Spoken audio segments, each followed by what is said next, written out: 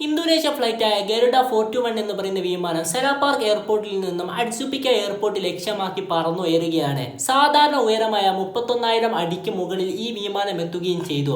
പിന്നീട് ഈ വിമാനം കണ്ടത് ഏറ്റവും വലിയ കൊടുങ്കാറ്റിനും ഇടിക്കും മിന്നലുമായിരുന്നു ഈ വിമാനം സാക്ഷ്യം വഹിച്ചിട്ടുണ്ടായിരുന്നത്. അതിന്റെ കൂട്ടത്തിൽ തന്നെ ഒരു മിന്നൽ ഈ വിമാനത്തിന് വന്ന് ഏൽക്കുകയും ചെയ്തു. പിന്നീട് ഈ വിമാനത്തിന്റെ 2 എഞ്ചിനും പ്രവർത്തനരഹിതമാവുകയാണ് ചെയ്തത്. പിന്നീട് അതിന്റെ ക്യാപ്റ്റന് എന്ത് ചെയ്യണമെന്ന് മനസ്സിലാകാതെ നിന്നപ്പോൾ അദ്ദേഹത്തിന്റെ മുമ്പിൽ കൂടെ ഒഴുകുന്ന വലിയൊരു നദി കാണുകയാണ്. പിന്നീട് അദ്ദേഹം ഗ്ലൈഡ് ചെയ്തുകൊണ്ട് തന്നെ ആ നദിയിലോട്ട് ആ വിമാനം ഇറക്കാൻ വേണ്ടി തീരുമാനിക്കുകയാണ്. ലോകം കണ്ടതിൽ വെച്ച് ഏറ്റവും വലിയ ചരിത്രമായിരുന്നു അവിടെ പിറന്നിട്ടുണ്ടായിരുന്നത്. പിന്നീട് ഈ വിമാനത്തിന് എന്താണ് സംഭവിച്ചത് എന്നതിനെ കുറിച്ചാണ് നമ്മൾ ഇന്ന് നോക്കാൻ പോകുന്നത്. ക്യാപ്റ്റനായ അബ്ദുൾ റസാഖും അതുപോലെ തന്നെ ഫസ്റ്റ് ഓഫീസറായ ദറക് ഹോണ്ടായി എന്ന് പറയുന്ന ഒരാളുമായിരുന്നു ഈ വിമാനം നിയന്ത്രിച്ചിട്ടുണ്ടായിരുന്നത്. ഇവർക്ക് രണ്ടുപേർക്കും 10,000 മണിക്കൂറോളം വിമാനം പറത്തിയിട്ടുള്ള എക്സ്പീരിയൻസും കാര്യങ്ങളും ഉള്ള ആളുകളായിരുന്നു. 54 യാത്രക്കാരും അതുപോലെ തന്നെ ഇവരെ കൂട്ടാതെ തന്നെ ഇവരെ ക്രൂ മെമ്പേഴ്സായ 6 പേരും ആ വിമാനത്തിലുണ്ടായിരുന്നു. അങ്ങനെ ഇവർ രണ്ടുപേരും 60 ആൾക്കാരുമായിരുന്നു ഇന്തോനേഷ്യൻ എയർപോർട്ടിൽ നിന്നും പറന്നു ഉയർന്നിട്ടുണ്ടായിരുന്നത്. പിന്നീട് സാധാരണ ദൂരമായ ഫ്യൂൽ എഫിഷ്യൻസി ദൂരമായ 31,000 അടിക്ക് മുകളിൽ ഈ വിമാനം എത്തുകയും ചെയ്തു. പിന്നീട് ഇവർക്ക് കാലാവസ്ഥ നിരീക്ഷകർ കൊടുത്തിട്ടുണ്ടായ റിപ്പോർട്ടും കാര്യങ്ങളും ഇനി വരാൻ പോകുന്ന മണിക്കൂറുകൾ നിങ്ങൾക്ക് ഇടിയും മിന്നലും അതുപോലെ തന്നെ ശക്തമായ മഴയും കാര്യങ്ങളും ഉണ്ടാകുമെന്ന തരത്തിലുള്ള കാര്യങ്ങൾ തന്നെയായിരുന്നു ഈ ക്യാപ്റ്റനും അതുപോലെ തന്നെ ഫസ്റ്റ് ഓഫീസറിന് ലഭിച്ചിട്ടുണ്ടായ നിർദ്ദേശങ്ങളും കാര്യങ്ങളും. ഇതൊക്കെ കൊണ്ട് തന്നെ ഇവർ രണ്ടുപേരും റൂട്ട് മാറ്റി പോകാൻ വേണ്ടി തീരുമാനിച്ചിട്ടൊന്നും ഉണ്ടായിരുന്നില്ല. അന്നേ സമയം ഇവർ ഇന്തോനേഷ്യയിൽ നിന്നും പറന്നു എഴുന്നിട്ടുണ്ടായിരുന്നത് 12:55 1 മണിക്കൂർ 40 മിനിറ്റും കൊണ്ട് തന്നെ ഇവരെ ലക്ഷ്യസ്ഥാനത്തോട്ട് ഇവർക്ക് എത്താൻ സാധിക്കുമായിരുന്നു. പിന്നീട് ഇവരെ മുമ്പിൽ ഇവർ കണ്ടിട്ടുണ്ടായിരുന്നത് വളരെയധികം വലിയ രീതിയിൽ തന്നെ അപകടമായിട്ടുണ്ടായിരുന്ന മേഘങ്ങളെയായിരുന്നു ഇവർക്ക് പിന്നീട് കാണാൻ കഴിഞ്ഞിട്ടുണ്ടായിരുന്നത്.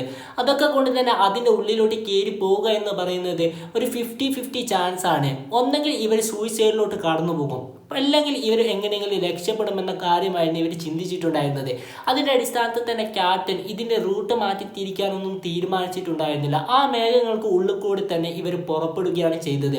അതിനുള്ളിലാവട്ടെ അടിച്ച മഴയും അതുപോലെ തന്നെ ഇടിയും മിന്നലും ഉണ്ടായിരുന്നു. അത്തരത്തിൽ തന്നെ ഒരു ഇടിമിന്നൽ ഈ വിമാനത്തിന് വന്ന് പതിക്കുകയും ചെയ്തു. അതുമാത്രമല്ല, ശക്തമായിട്ടുണ്ടായിരുന്ന മഴ കാരണം ഈ മഴവെള്ളം മുഴുവനും ഈ 2 എഞ്ചിൻ്റെ ഉള്ളിലോട്ടായിരുന്നു കയറി പോയിട്ടുണ്ടായിരുന്നത്. അതൊക്കെ കൊണ്ട് തന്നെ പിന്നീട് ഈ 2 എഞ്ചിനും പ്രവർത്തനരഹിതമാവുകയാണ് ചെയ്തത്. പിന്നീട് ഇവർക്ക് എന്ത് ചെയ്യണമെന്ന് അറിയാത്തൊരു സിറ്റുവേഷനിലാണ് ഇവർ രണ്ടുപേരും പോയിട്ടുണ്ടായിരുന്നത്.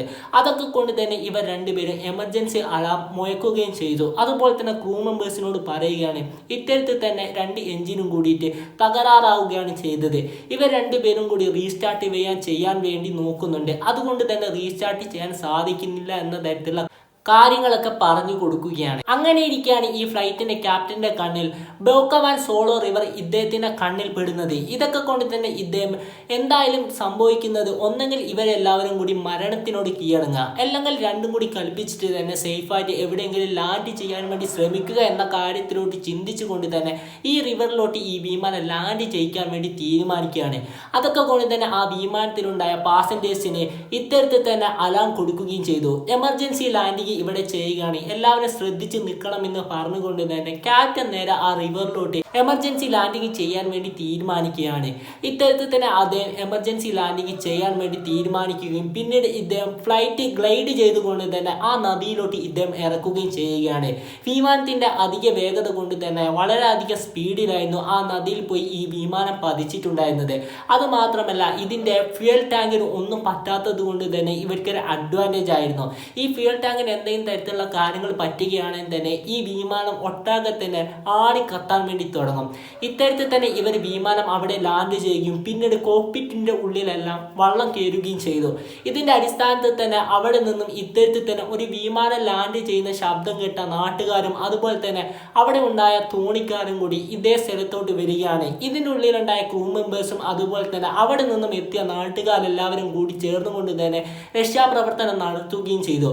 ഇത്തരത്തിൽ തന്നെ ആ വിമാനത്തിനുള്ളിൽ നിന്ന ഒരു സ്ത്രീക്ക് ഇത്തരത്തിൽ തന്നെ ഇവർ രക്ഷാപ്രവർത്തനം കാര്യങ്ങൾ കാര്യങ്ങളൊക്കെ നടത്തുന്നതിനിടയിൽ തന്നെ ഇവിടെ ജീവൻ അവർക്ക് വേണ്ടി കൊടുക്കേണ്ടി വരികയും ചെയ്യുകയാണ്.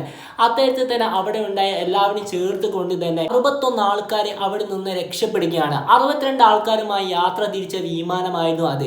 ഇത്തരത്തിൽ തന്നെ മലേഷ്യൻ ഗവൺമെന്റ് ഈ വിമാനത്തിന് എന്ത് തരത്തിലുള്ള തകരാറാണ് സംഭവിച്ചത് എന്ന തരത്തിലുള്ള കാര്യങ്ങളൊക്കെ അന്വേഷിക്കാൻ വേണ്ടി തുടങ്ങിയാണ്.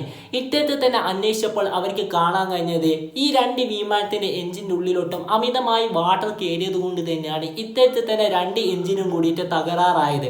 അതുമാത്രമല്ല ഇത്തരത്തിൽ തന്നെ ഈ ആളുകളെല്ലാം വെച്ചുകൊണ്ട് തന്നെ ഇത്തരത്തിൽ തന്നെ നല്ല രീതിയിൽ ഒരു സേഫ് ലാൻഡിങ് ചെയ്തതിന്റെ പേരിൽ 2 ക്യാപ്റ്റൻസിനെ ഇവരെ അഭിനന്ദിക്കുകയും കൂടി ചെയ്യുകയാണ്.